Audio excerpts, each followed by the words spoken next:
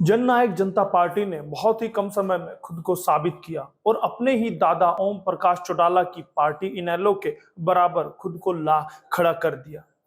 इसकी एक बड़ी वजह दुष्यंत चौटाला का युवा चेहरा और उस चेहरे के साथ हरियाणा के युवाओं का जुड़ाव होना है। एक तरफ जहां दुष्यंत चौटाला जेजेपी के बड़े नेता होने के साथ साथ हरियाणा के डिप्टी सीएम हैं, तो वहीं उनके भाई दिग्विजय चौटाला भी यूथ लीडर हैं, जो कि इनसो के राष्ट्रीय अध्यक्ष हैं। आज इसी पर चर्चा करेंगे। आज का एक एसएनए जेजेपी पार्टी के उतार चढ़ाव पर आधारित है। बहुत बहुत स्वागत करूंगा, बहुत बहुत धन्यवाद करूंगा सभी दर्शकों का जो एसएनए के साथ जुड़े हुए हैं और लगातार एसएनए को प्यार देते हैं।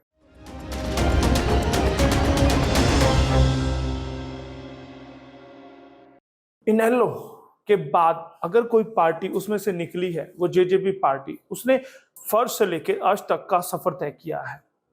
10 विधायक बनाने के बाद वो सीधा सरकार में हिस्सेदारी किए हैं। अब बता दें कि जेजेपी दोनों ही भाई यानी कि दिग्विजय चौटाला दुष्यंत चौटाला की ब्रिगेड के रूप में काम करती है। 2019 के विधानसभा चुनाव में पहली बार उतरे और 19 में से 10 सीटें जीतकर हर किसी को चौंका दिया था। सियासत के नए नायक बने थे दुष्यंत चौटाला। जी हाँ, जननायक जनता पार्टी के प्रमुख व पूर्व सांसद दुष्यंत चौटाला हरियाणा की सियासत के नए नायक बनकर उभरे। उन्होंने अपनी नई नवेली पार्टी को पहले ही विधानसभा चुनाव में 10 सीटें जिताकर दमदार मौजूदगी का एहसास करवा दिया था। हरियाणा की जाटों वाली राजनीति में जबरदस्त एंट्री मारकर विरोधियों को हक्का बक्का कर दिया था।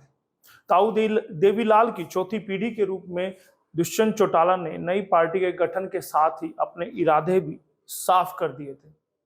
चौटाला परिवार की टूट से बनी थी जेजेपी का जन्म ही चौटाला परिवार की टूट से हुआ था। एक तरफ ये ओम प्रकाश चौटाला का कुनबा टूटा तो वहीं दूसरी ओर जेजेपी जैसी पार्टी खड़ी हो गई थी। ताऊ की विरासत को आगे बढ़ा रहे ओम प्रकाश चौटाला परिवार इनेलो पार्टी में फूट 7 अक्टूबर 2018 को सोनीपत के गोहाना की रैली में पड़ी। ओपी चौटाला पैरोल पर आए हुए थे और रैली में मौजूद थे। उनकी मौजूदगी में भीड़ के एक हिस्से ने इनेलो नेता अभय चौटाला के खिलाफ फूटिंग की और दुष्यंत के समर्थन में नारेबाजी की, जिसके बाद से दुष्यंत और उनके भाई दिग्विजय चौटाला को पार्टी से निष्कासित कर दिया गया था। इसके बाद अजय चौटाला पैरोल पर जेल से बाहर आए और उन्होंने पार्टी की प्रदेश कार्यकारिणी की बैठक बुला ली, जिस पर उन्हें भी इनेलो से निष्कासित कर दिया गया था। इसके बाद दुष्यंत ने नई पार्टी के गठन की घोषणा कर दी। दिसंबर 2018 में अस्तित्व में आई थी जजपा पार्टी। दुष्यंत चौटाला ने 9 दिसंबर 2018 को जननायक जनता पार्टी का गठन किया। उन्होंने पार्टी को ताऊ देवीलाल की नीतियों के आधार पर आगे बढ़ाने का संकल्प लिया। जींद उपचुनाव में अमान्यता प्राप्त दल के तौर पर चप्पल के चुनाव चिन्ह पर बैनर के तले चुनाव लड़ा। उस समय दिग्विजय चौटाला दूसरे स्थान पर रहे थे। इसके बाद जजपा ने लोकसभा चुनाव में आम आदमी पार्टी के साथ मिलकर चुनाव लड़ा। दोनों ही दलों को मन माफिक सफलता नहीं मिल पाई, जिसके बाद गठबंधन भी टूटा और अलग हो गए। जसपा का बसपा के साथ गठबंधन हुआ, लेकिन वो भी ज्यादा दिन नहीं चला। पार्टी ने अकेले ही विधानसभा चुनाव में उतरने का निर्णय लिया, जो कि सही फैसला साबित हुआ।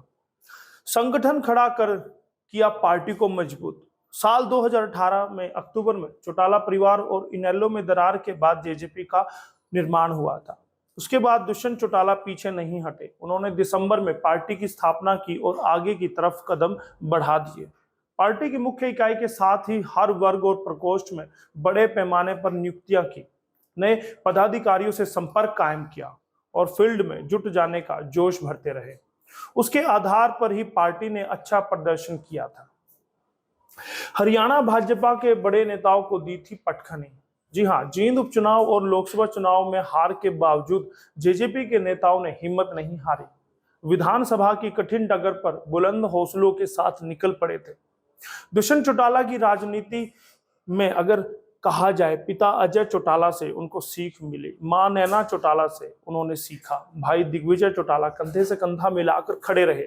पूर्व विधायक व वरिष्ठ नेता रामकुमार गौतम के साथ साथ प्रदेशाध्यक्ष निशान सिंह व राष्ट्रीय महासचिव केसी बांगड़ का हर मोर्चे पर उनको पूरा साथ मिला।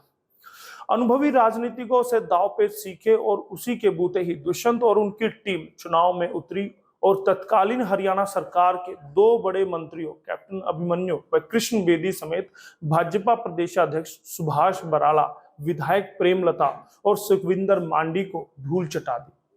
जजपा ने जो 10 सीटें जीती थी उनमें बाडडा, बरवाला, गोला, जुलाना, नारनौल, नरवाना, शाहबाद, टोहाना, उचाना और उकलाना जैसी सीटें शामिल थी।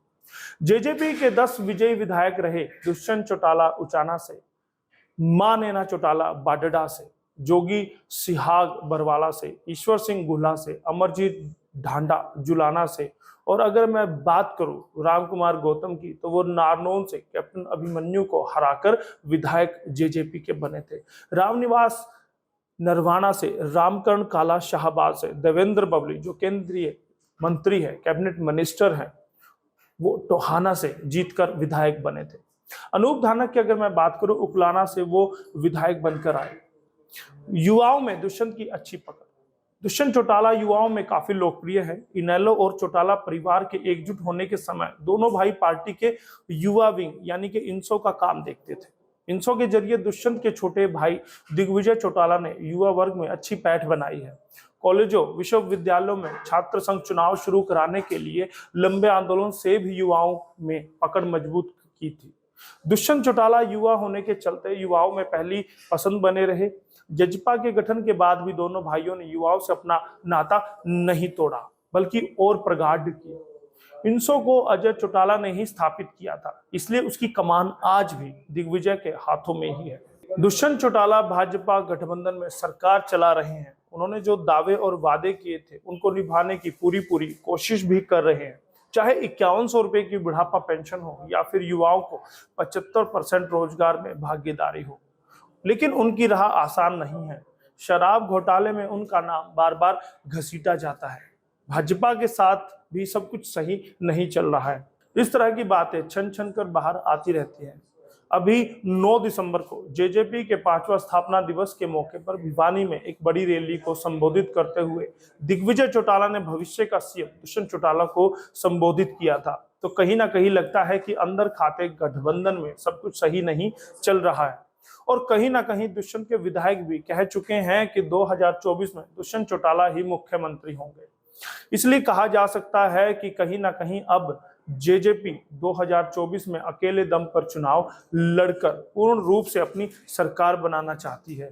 अब देखना होगा कि भविष्य में भाजपा उन्हें आसान राह पर जाने देगी या भाजपा उन्हें साथ में रहने को मजबूर करेगी, क्योंकि कहीं ना कहीं दुष्यंत की लोकप्रियता भाजपा के लिए मुसीबत खड़ी कर सकती है 2024 में।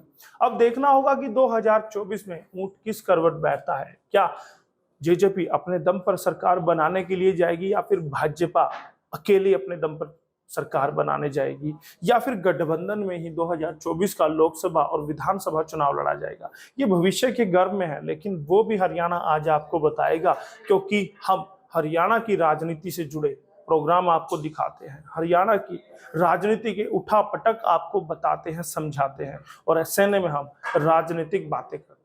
बहुत बहुत धन्यवाद करूंगा हमारी डेस्क इंचार्ज पूनम दुबे का, जो आपके लिए ये खबर लिख रहे थे, और मैं धन्यवाद करूंगा हमारे कैमरामैन दीपक का, जो कैमरे के पीछे हमेशा हमारा अच्छा सा एक वीडियो बनाते हैं। और बहुत बहुत धन्यवाद करूंगा सभी दर्शकों को जो वीडियो देखते हैं, एसएनए को प्यार देते हैं। और अब भी आपसे निवेदन करूंगा कि हरियाणा आज को सब्सक्राइब जरूर कीजिएगा दोस्तों, और एसएनए को बहुत सारा शेयर कीजिएगा। बहुत बहुत धन्यवाद। मैं आपका दोस्त यशपाल कंचन। खबर की धड़कन समझते हैं हम, हालात की संजीदगी जानते हैं हम। एहसास है देश और दुनिया देख रही है हमें। जिम्मेदारी जितनी शासन की उतनी आम हिंदुस्तानी की, क्योंकि हम हैं भारत आज सबसे आगे।